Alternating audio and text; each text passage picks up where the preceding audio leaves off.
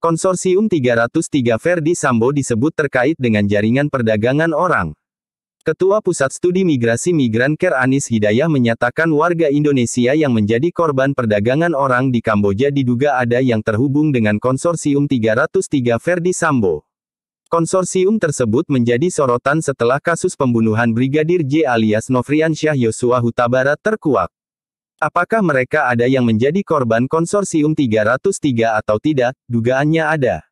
Jaringannya terhubung, termasuk Konsorsium 303 yang ramai itu, kata Anis dalam diskusi darurat perdagangan orang di Kedutaan Besar Amerika Serikat, Jakarta, pada Rabu, tanggal 21 September lalu. Anis menyatakan pihaknya menerima 183 pengaduan dari korban perdagangan orang sejak Mei hingga September tahun 2022. Mereka disebut terjebak penipuan di Sihanoukville, Chinatown, Buffet, Poipet, dan Phnom Penh. Tak cuma di Kamboja, para sindikat ini terhubung dengan jaringannya di Filipina, Laos, Medan, dan beberapa daerah di Indonesia. Para korban, menurut Anis, terjebak dengan modus lowongan tenaga kerja di luar negeri yang dipasang di Facebook maupun media sosial lainnya. Setelah melamar, orang-orang itu kemudian diterbangkan ke negara tujuan. Sesampainya di sana, para korban dipaksa untuk menjadi operator judi online dan investasi bodong. Khusus judi online, kata Anis, orang-orang Indonesia menjadi sasaran utama para sindikat itu karena pasar judi online tersebut masyarakat di tanah air.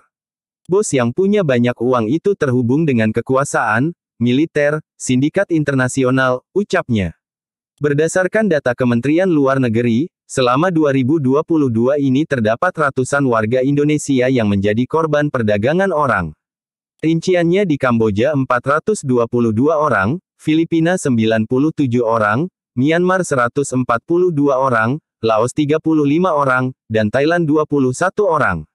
Menurut Anis, saat ini masih ada korban yang belum dievakuasi dari negara yang menganut sistem monarki konstitusional tersebut. Sedangkan pada 2021, terdapat 119 warga Indonesia yang menjadi korban perdagangan orang di Kamboja. Anis mengatakan dari jumlah kasus pada tahun lalu itu tak ada yang ditangani oleh kepolisian. Akibat maraknya perdagangan orang dan lemahnya penegakan hukum tersebut, pemerintah Amerika Serikat menurunkan satu peringkat posisi Indonesia menjadi daftar pengawasan tingkat 2 Tier 2 Watchlist dalam laporan tahunan perdagangan orang 2022. Pada tahun sebelumnya Indonesia berada di posisi tingkat 2 Tier 2. Pemerintah Amerika Serikat menyatakan penurunan ini lantaran pemerintah Indonesia belum sepenuhnya memenuhi standar minimum pemberantasan tindak pidana perdagangan orang (TPPO), namun sedang membuat upaya yang signifikan untuk memenuhinya. Upaya-upaya tersebut diantaranya mendukung repatriasi pekerja migran Indonesia yang sebagian dieksploitasi dalam praktik perdagangan manusia di luar negeri, merujuk sebagian korban TPPO ke layanan sosial. Bagan Konsorsium 303 mencuat ke publik setelah Verdi Sambo disebut sebagai otak pembunuhan berencana terhadap Brigadir J. Konsorsium itu disebut menyetor sejumlah uang kepada para perwira kepolisian. Indonesia Police Watch (IPW) menyebut bahwa konsorsium itu bahkan memiliki markas tak jauh dari Mabes Polri. Mereka menyebut markas itu sebuah rumah yang hanya berjarak sekitar 200 meter. Ketua IPW Sugeng Teguh Santosa bahkan menyatakan keterlibatan Konsorsium 303 dalam kasus itu.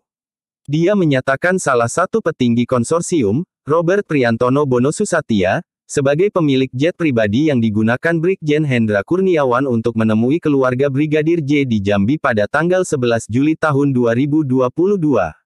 Hendra berangkat ke Jambi atas perintah Verdi Sambo. Robert membantah tudingan itu namun mengaku mengenal Hendra. Dia pun mengancam akan mengadukan IPW ke polisi. Klik subscribe dan follow.